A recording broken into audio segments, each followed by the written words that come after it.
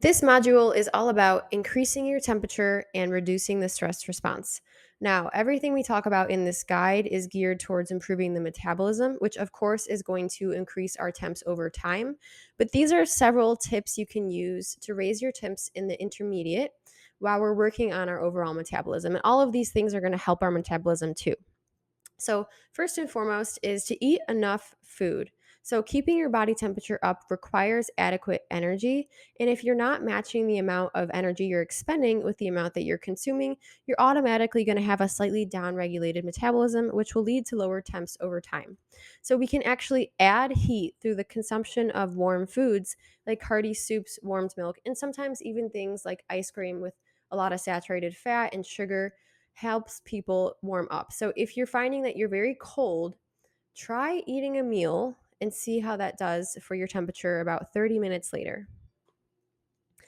Next tip is to move regularly. So, movement means increased circulation, and good circulation is the basis for warming the entire body.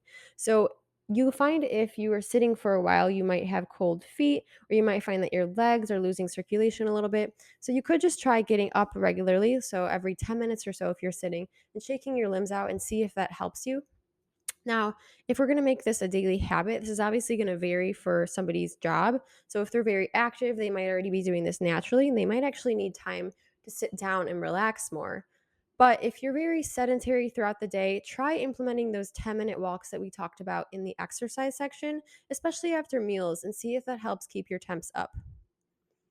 So, on the similar note, regular exercise, so in a smart way, as we discussed in the exercise section, exercise speeds up glucose and fat oxidation. It relieves stress, it boosts androgens, it promotes blood flow to the extremities, and it improves insulin sensitivity. So, all of these things are going to improve metabolic function. So, we definitely want to make sure that we are regularly exercising, ideally strength training, as we talked about, as putting on more muscle is going to help improve our metabolism.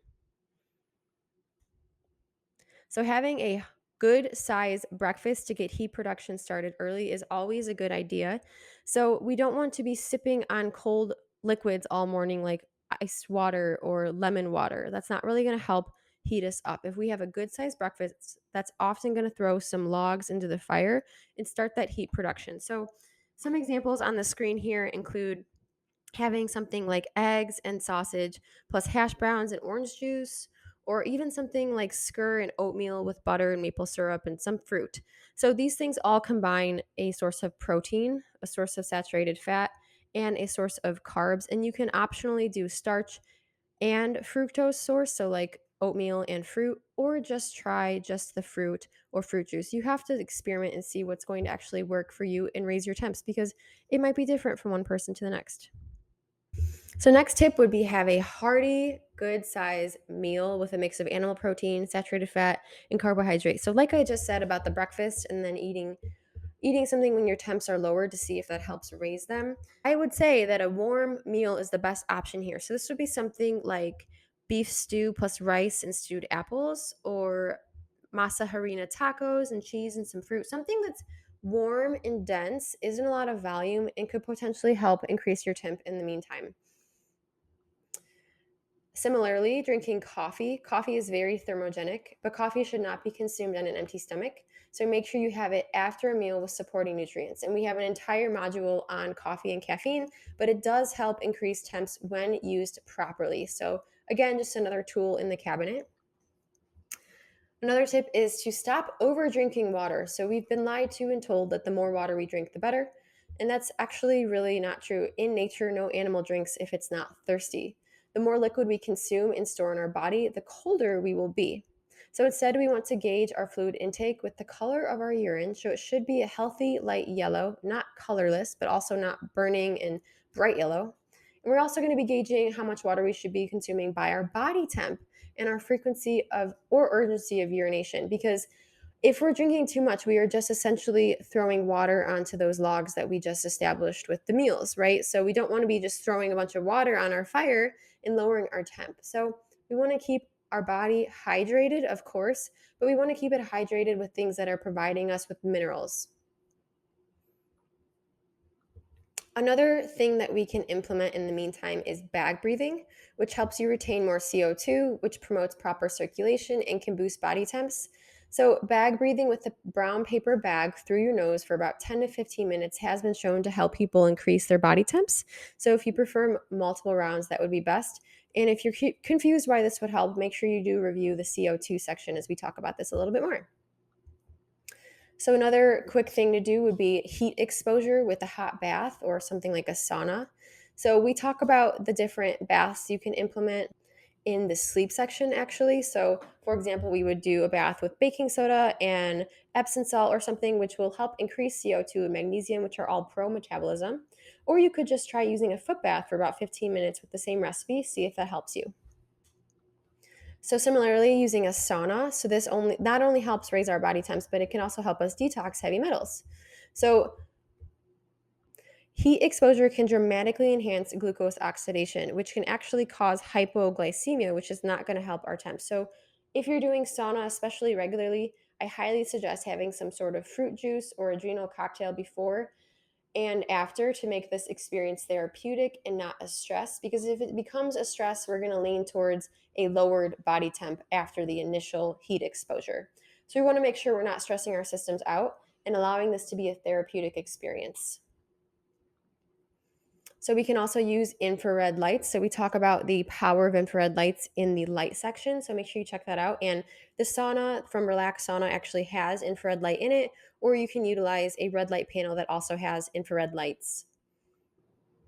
The next thing to consider to increase your temperatures right now is to increase your calcium intake. So, especially from the form of dairy, dairy is very thermogenic and can help increase temps. So, we have some pretty cool studies linked related to this topic in the PDF form of this presentation. So, you could try having something warm, so like some warmed milk with some sugar or maple syrup, and see how that goes for you, or just start including more, dense cheeses or heavy cream in your coffee, things like that. Next would be to reduce the consumption of cold liquids and cold foods. So, this is just like the discussion we had about drinking a whole lot of water. When you are already cold, drinking cold liquids can quickly make things worse. So, this overconsumption of cold beverages and foods is completely unnecessary and is not going to help warm us up, especially if we are already at a lower body temperature. So, we do want to be careful, if you are dealing with lower body temps and you're trying to raise them, maybe temporarily avoiding things like cold glasses of orange juice or cold smoothies and try either letting that come to room temperature, like we talk about here, or warming it up on the stove. So, in this tip, let foods and liquids like orange juice sit at room temp a bit to slightly warm up. So, this will help just transition it from being a cold food to a warm food. So, you can warm milk on the stove, or you could try mixing 4 to 1 parts OJ with boiling water. So, then it helps warm up the orange juice. And if that doesn't taste good for you, then I would just avoid that for now. So, our body expends a lot of energy trying to heat up cold food and cold liquids that we ingest. So, by drinking a cold glass of water before a meal, that cools down our body, which does not prime it for optimal digestion. So, every time that we consume something cold, we're using our own energy reserves that may be minimal right now to compensate for this temperature difference. So, we do want to consider this. I don't want to tell you to never drink anything cold or have any cold foods like a smoothie, but just consider this in your overall diet. So, not having every meal be cold, but have those warm, hearty meals here and there to help throw some logs into the fire. Next tip would be to just get some sun exposure. If you're cold, go outside and expose your body to the sun and see how that goes for you. Obviously, that's going to work out better for somebody who's in a warmer climate, but you cannot underestimate how powerful sun exposure can be, which we talk all about in the light section. And another thing you could consider is to consume more foods with warming properties. So, this is according to Chinese medicine.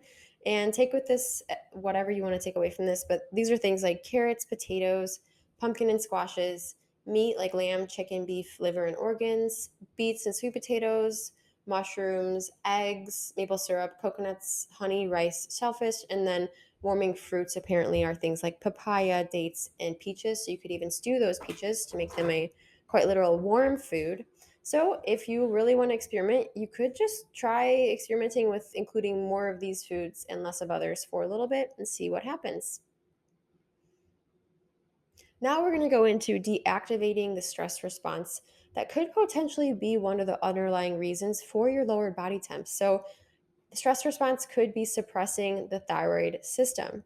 And we need to reduce the burden on our liver so that it can continue to perform the conversion of T4 into active T3. And we can actually have that active thyroid hormone circulating and thus an improved metabolism and increased temps and all of the other benefits that brings us. So, the first tip is to eat regular meals. So, try to avoid those days where you go 8, 10, 12 hours in between meals, relying on stress hormones in between those meals.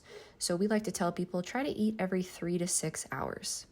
So, a healthy liver stores a lot of sugar in the form of glycogen, which is then used as a fuel source for the body between meals when our blood sugar drops. Stored glycogen helps us keep our blood sugar balanced between meals without relying on the stress hormones unnecessarily. We eat food and carbs literally so that we have high blood sugar. We don't want our blood sugar to drop. We would not do well. And so, one of the points of eating is to give our body the fuel and resources it needs to keep us alive.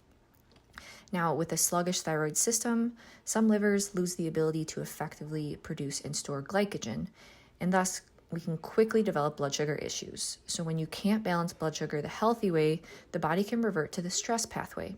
So when you can't regulate your own blood sugar, the body will overproduce stress hormones by breaking down precious healthy muscle tissue or dietary protein to convert it into sugar to keep your body and brain functioning. In fact, gluconeogenesis is well known to require the use of stress hormones. And at the same time, these stress hormones suppress thyroid function by blocking the liver's conversion from T4 to T3, since it's so focused and distracted by the act of gluconeogenesis, keeping our blood sugar balanced. And then lower levels of T3 further prevents your liver from storing glycogen and worsens your ability to balance your blood sugar, a negative spiral. So try to have more regular meals instead of excessive fasting. You may notice you get super stressed during those time periods between long hours between meals. So it's definitely helpful, and you're going to experience feeling better too if you start having regular meals, regular balanced meals. So balance is always important. Next point would be consume balanced proteins. So balanced proteins help activate the enzymes that produce thyroid hormone inside our thyroid gland. And we talk about this a lot in the protein and amino acids section, but keeping our proteins balanced. So we're talking about having, more complete proteins like muscle meat, but balancing that with the non-complete collagen and gelatin sources. This is where our bodies really thrive, and that's where we can keep our stress hormones down. So we really want to make sure that we're consuming enough collagen sources, things like bone broth, collagenous, gelatinous cuts of meat, collagen powder, gelatin powder, and not overdoing the muscle meat, just making sure that our protein intake is well balanced. So, another tip to deactivate the stress response is to keep hormones balanced. So, an imbalance between estrogen and progesterone can inactivate the enzymes that allow your thyroid gland to release thyroid hormone into the bloodstream. So, yet again, just another thing that's hindering metabolism. And estrogen dominance comes with its own whole host of negative side effects. So, we definitely want to make sure our hormones are imbalanced. Now, improving your metabolism will go hand in hand with improving your hormone balance. So, this is something that should occur naturally over time as we start implementing all of these different pro metabolic tips. Next tip for deactivating the stress response long term is to reduce our PUFA consumption to unblock thyroid hormone carrier proteins. So, the most important thyroid hormone binding proteins are TBG, TTR, and albumin. Excess fatty acids in the bloodstream can tie up and take over these carrier proteins, leaving fewer to actually transport our thyroid hormone around the body. So, PUFAs bind strongly to these proteins, whereas saturated fats do not. So, if we start reducing our PUFA consumption, we can unblock these thyroid hormone carrier proteins and allow more active thyroid hormone to circulate throughout our body. Next tip would be to consume foods with high concentrations of butyric acid, which boosts the number of thyroid hormone receptors on our cells, allowing us to use more thyroid hormone and improve metabolism. So, anything we're doing that's going to allow us to utilize or unblock more thyroid hormone is going to help improve our metabolism and start lowering that stress response that we've likely catapulted into action due to all the different dieting we've done, or not eating balanced meals, not eating regularly, eating low carb, etc. So, next tip would be to consume foods with high concentrations of butyric acid, which boosts the number of thyroid hormone receptors on the cell, which allows us to use thyroid hormone better and improve metabolism. So, anything we can do to allow us to utilize thyroid hormone better, or unblock the carrier proteins, or improve our metabolism, is going to help lower that stress response long term, because we're no longer going to be relying on those stress pathways to keep us going. So, butter is a great source of butyric acid. So, basically, this would be consuming a little bit more butter and see how that goes for you. And finally, consuming carbohydrates to make sure thyroid hormone production is in check, as a keto diet quite clearly reduces T3 levels and increases our T3 levels. So, eating carbohydrates regularly, so in the balanced meals that we talked about every 2 to 4 hours, is notoriously helpful for keeping our stress hormones in check. So, definitely try to eat regularly. I think that's the main driving point of all of these tips to start mitigating the stress response. So a final note would be that if you're really struggling to see, your temps increase and your metabolism improve, don't be discouraged, because all of the different tips that we mentioned in this document take time to start working. So if we've been stressed, we've had a suppressed hypo system for a long time, it's going to take a while for that to come back online. So do not get discouraged. I would definitely prioritize the 4 tips we just talked about for reducing the stress response, because that's going to have huge implications on your body long term when we start balancing our blood sugar, eating enough carbs and balanced protein regularly, and reducing our PUFA intake, of course. And then while we're working on our metabolism, that's why we did include those, I want to say it was 22 or 23 tips to start increasing your body temps right now in their intermediate time. Because over time, that'll start building up and it will become your regular temp. So don't fixate so much on temps. We talk about that a little bit in the body temp section. It's just a tool we can use, but you can utilize all of these tools right now to start helping yourself improve energy production a little bit better today.